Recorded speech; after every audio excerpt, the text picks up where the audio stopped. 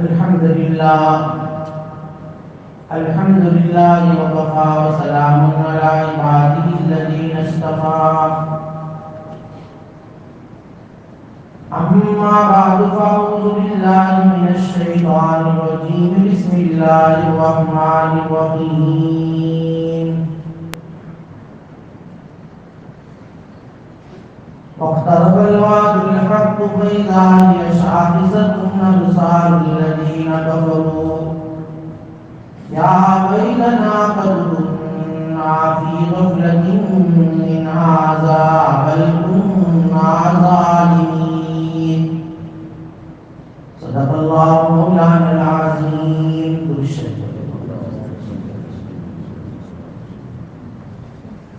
واجب الاحترام بزرگوں،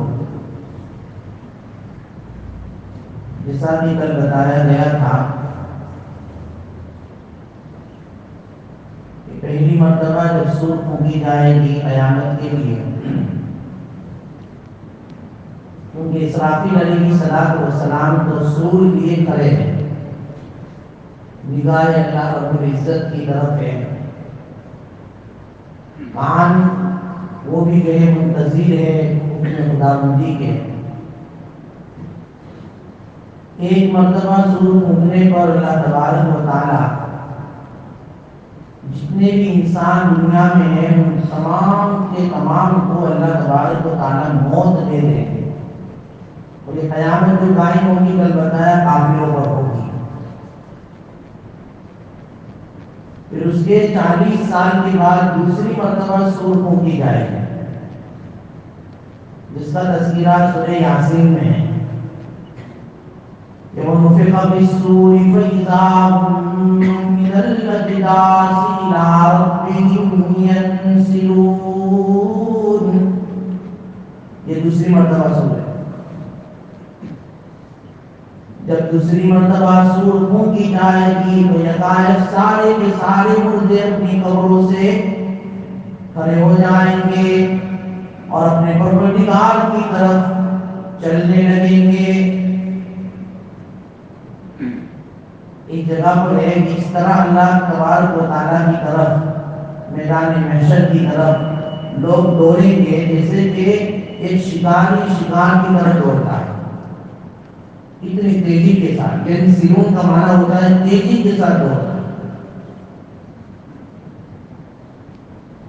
اور جب پھر میدان محشر کی سختی کو دیکھیں گے، سارے کے سارے لوگ جمع ہوں گے،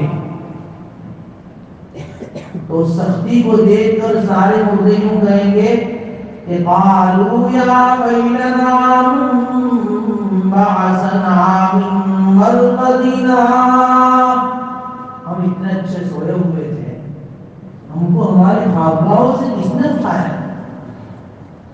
اب یہاں ایک سوال یہ ہوتا ہے کہ آدمی جب قبر میں جاتا ہے تو ہم کو تو یہ پتا ہے کہ بھئی اگر وہ گنہگار ہے وہ قبر پہ سے ہی اس کو عذاب شروع ہو جاتا ہے، وہی قبر اس کے لیے یا تو جنت کا گھرا ہے یا تو پھر جہنم کا گھرا ہے، جنت کی جو ہے وہ باغ و بہار ہے یا جہنم کا گھرا ہے۔ اور پھر یہاں مردے جب دوبارہ سور پھونکی جائے گی اور اٹھ کر میدان محشر کی طرف آئیں گے تو یوں کہیں گے کہ من بعثنا من مرقدنا، ہائے ہماری بدبختی، ہم کو ہمارے خوابگاہوں سے ہماری نیند سے کس نے بٹھا دیا؟ اتنے اچھے سوئے ہوئے تھے اور یہ اچانک کیا ہو گیا؟ یہ اچانک کیا ہو گیا؟ تو ان کو کہا جائے گا کہ ھذا ما وعد الرحمن، یہ میدان محشر وہ جگہ ہے جہاں سے تم کو قبروں سے نکال کر لایا جا رہا ہے، یہ رحمان نے تمہیں دنیا میں وعدہ کیا تھا نبیوں کے ذریعے۔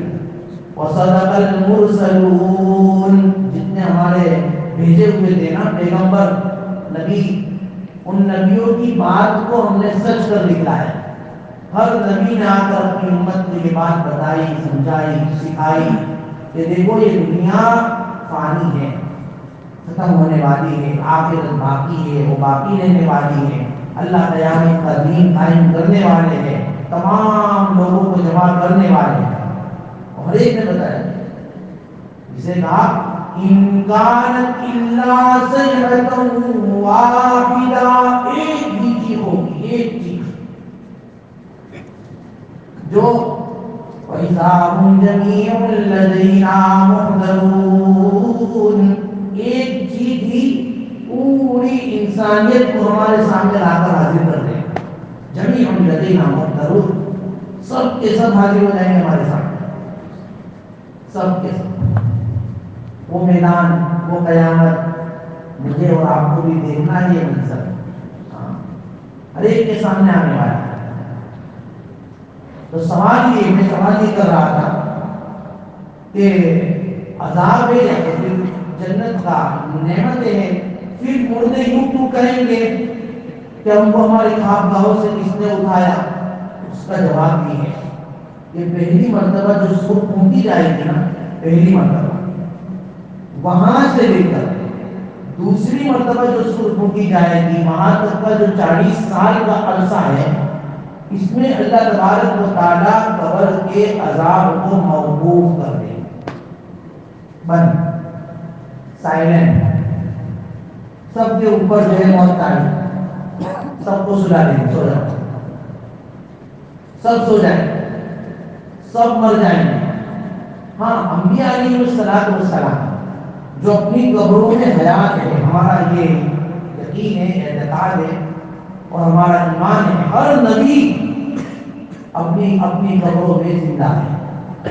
ہمارے نبی صلی اللہ علیہ وسلم بھی، تمام نبی زندہ ہیں، ان کو ایک اللہ تبارک و تعالیٰ نے برزخی زندگی عطا فرمائی ہے، تو ان کا کیا ہوگا؟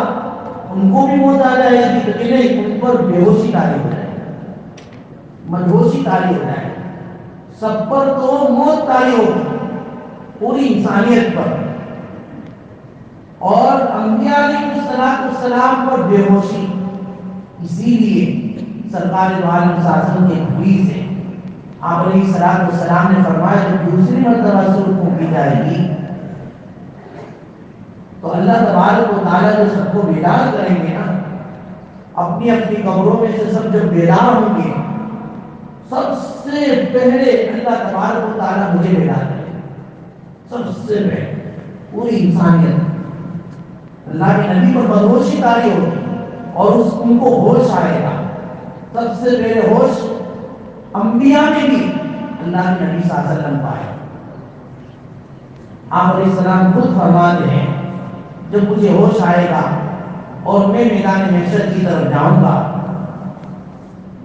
تو میں دیکھوں گا کہ ابھی تو انسانیت ہوش نہیں آئے گا، ابھی تو ہوش آتے آتے تھوڑا دیر لگے گی، لیکن مجھے ہوش آ جائے گا اور میں دیکھوں گا کہ اللہ تبارک و تعالیٰ کے عرش کو حضرت موسیٰ علیہ السلام ایک کونے سے پکڑے ہوئے، اللہ کا عرش لگا ہوا تھا، اللہ کے عرش کے ایک پائے کو حضرت موسیٰ علیہ السلام پکڑ کر کھڑے ہیں، میں دیکھوں گا تو میں یوں سمجھوں گا، مجھے تردد اور شک ہے کہ یا تو حضرت موسیٰ پر بے ہوشی طاری نہیں ہوئی ہے، یا طاری ہوئی سب پر تو مجھ سے بھی پہلے ان کو افاقہ ہو گیا،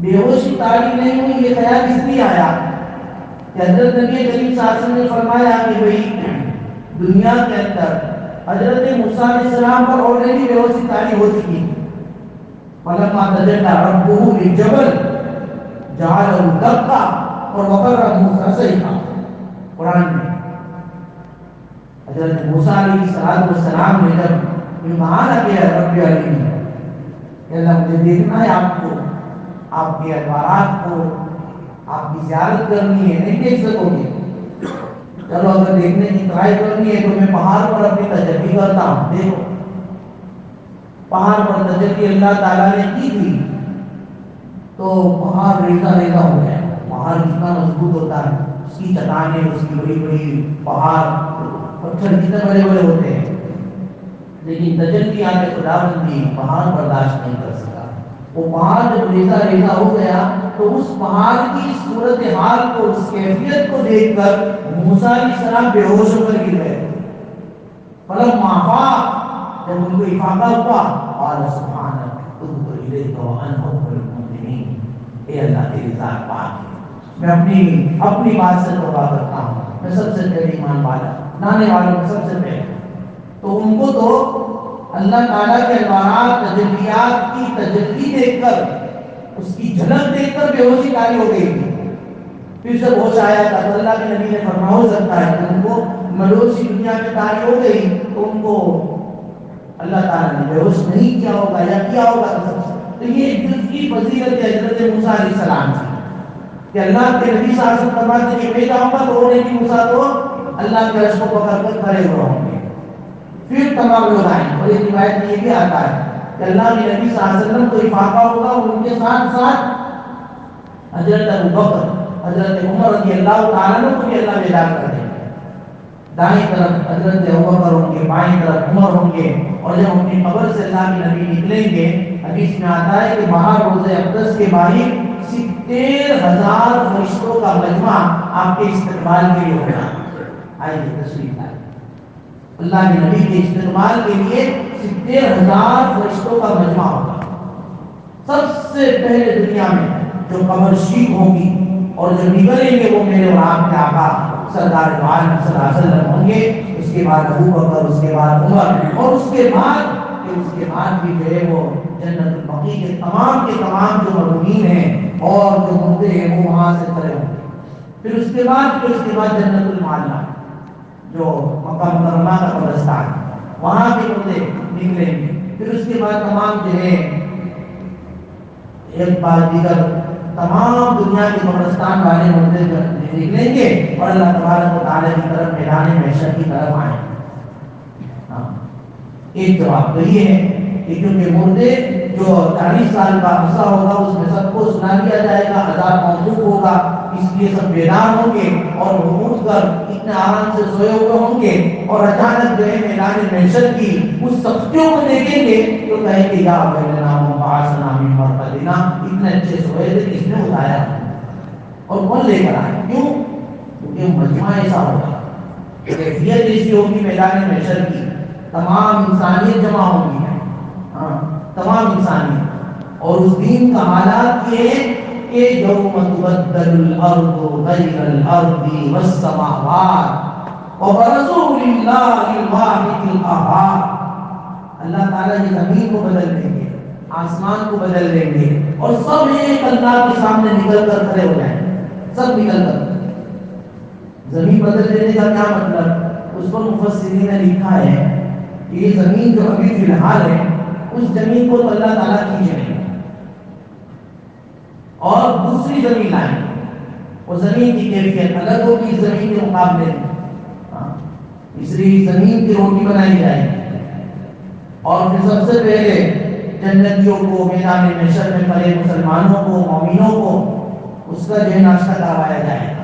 وہ ایک غلط بات جو آگے آئے گی، تو پہلے تو یہ زمین کو اللہ کھینچیں گے اور دوسری زمین لائیں گے، آسمانوں کو بھی جو ہے بدل دیا جائے گا، یہ تبدیلی ہوگی زمین کے اندر، یہ زمین وہ زمین نہیں رہے گی۔ اس لیے مفسرین نے لکھا ہے کہ یہ زمین جس زمین پر انسانیت نے گناہ کیے تھے وہ سارے زمین کو نکال دیا جائے گا، اللہ تعالیٰ ایک سائڈ پہ کر دیں گے، اور پھر اس کے علاوہ دوسری زمین کو لائیں گے، اور پھر یہ زمین جو الگ رکھی گئی اس کو بطور گواہ کے لائیں گے۔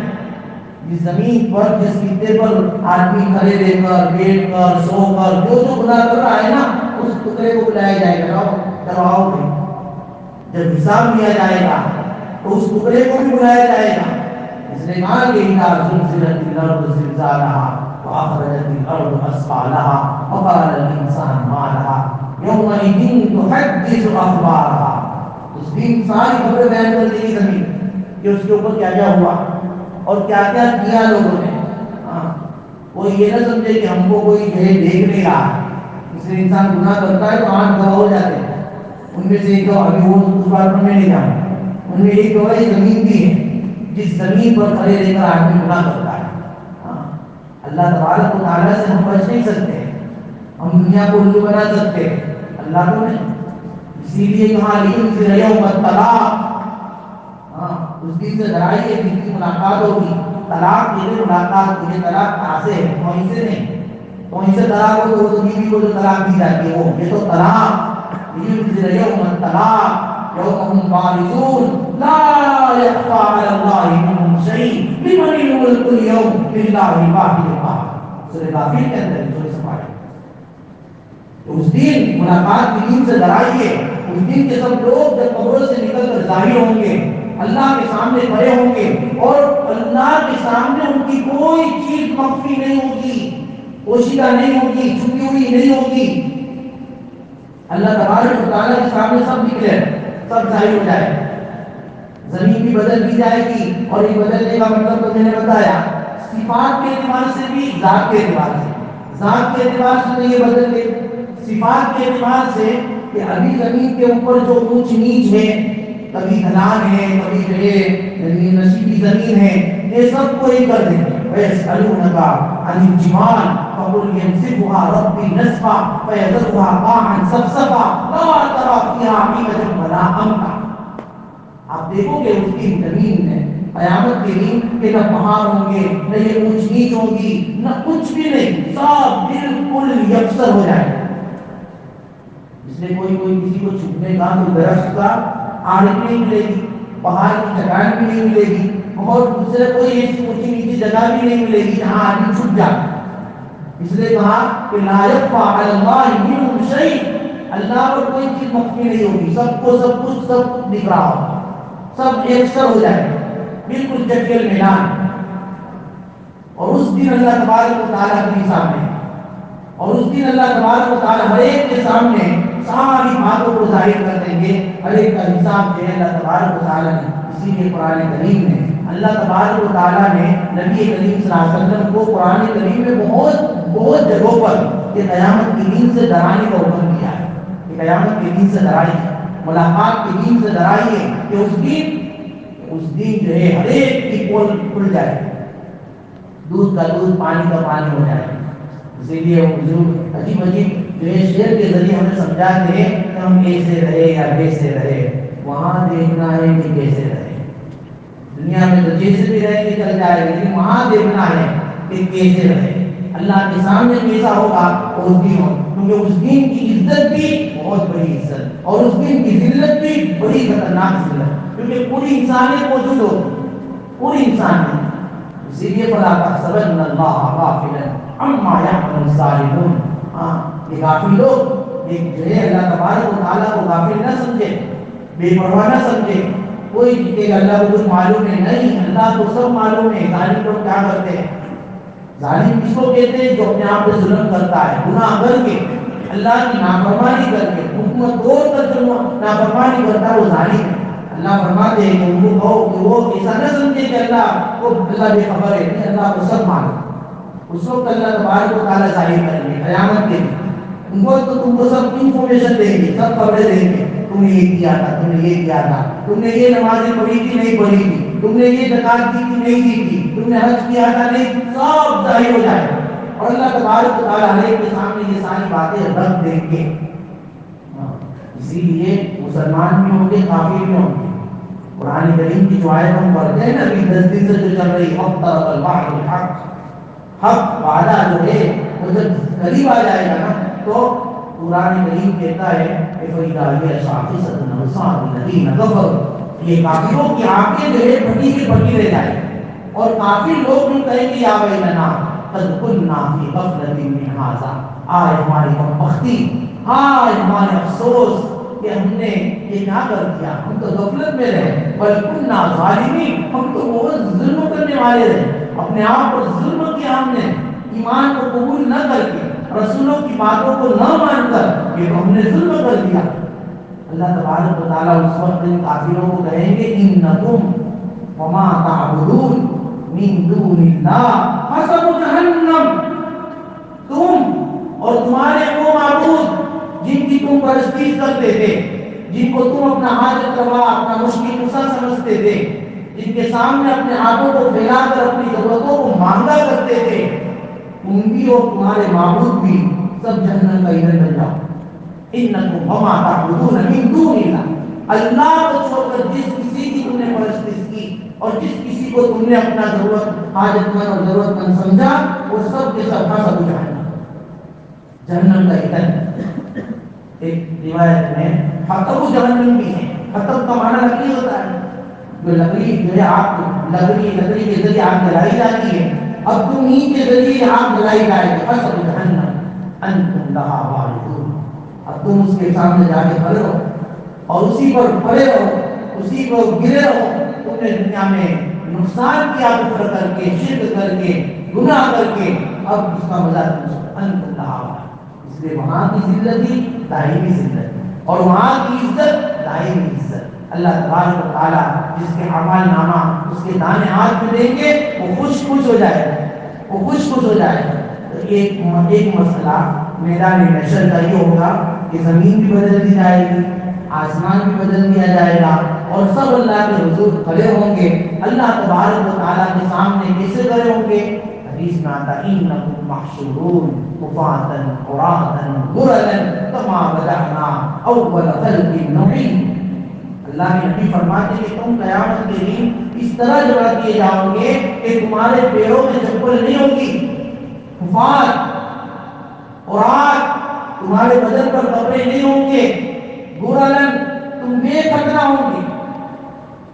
جیسا کہ بچہ پیدا ہوتا ہے ایسا ہم کھڑا کر دیں گے.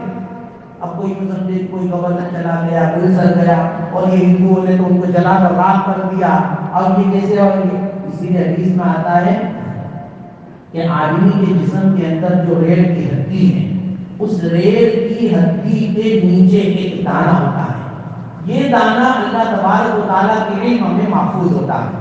آدمی چاہے قبر میں چلا جائے، اس کو جلا کر راکھ کر دیا جائے، اس کے ذرات کو ہوا میں بکھیر دیے جائے، لیکن ریڑھ کی ہڈی کے نیچے کا جو دانہ ہے وہ دانہ اللہ کے علم میں محفوظ ہے اور اسی دانے پر اللہ اس انسان کی دوبارہ تخلیق کریں گے، دوبارہ اس کو پیدا کریں گے. کما بدأنا اول خلق نعید. جیسا ہم نے تم کو پہلی مرتبہ پیدا کیا تھا ایسا ہم تم کو دوسری مرتبہ پیدا کیا. اور پہلی مرتبہ پیدا کرنے کے مقابلے میں دوسری مرتبہ پیدا کرنا ہمارے لیے بہت آسان ہے. کوئی بھی چیز پروڈکٹ ہوتی ہے تو پہلی مرتبہ مشکل ہوتی ہے، پھر تو اس کی ڈپلیکیٹ تو پھر چائنا والے تیار دیتے ہیں، وہ تو بہت آسان ہے. لیکن اصل تو جو پہلا ہوتا ہے اس کو بنانا مشکل ہوتا ہے. تو پہلی مرتبہ بنانا جو ہے ہمارے لیے آسان تھا، دوسری مرتبہ تو اور بھی آسان ہے. اس لیے دوسری مرتبہ ہم لوگ کو خراب ہے. اس لیے حدیث میں آتا ہے ہر ایک آدمی 7 ہاتھ کا ہوتا ہے، اس کا بدن جو ہے اللہ تعالیٰ 7 ہاتھ کا بنایا بے ختنہ ہوگا اور اس کے جو ہے سر بالکل بدن کے اوپر کپڑے بھی نہیں ہوں گے. حفاظن عراۃ غرلا. یہ 3 صفات حدیث میں آتی ہیں کہ بے چپل ہوں گے، ایک کپڑوں بدن پر نہیں ہوں گے اور ختنہ بھی نہیں ہوگا.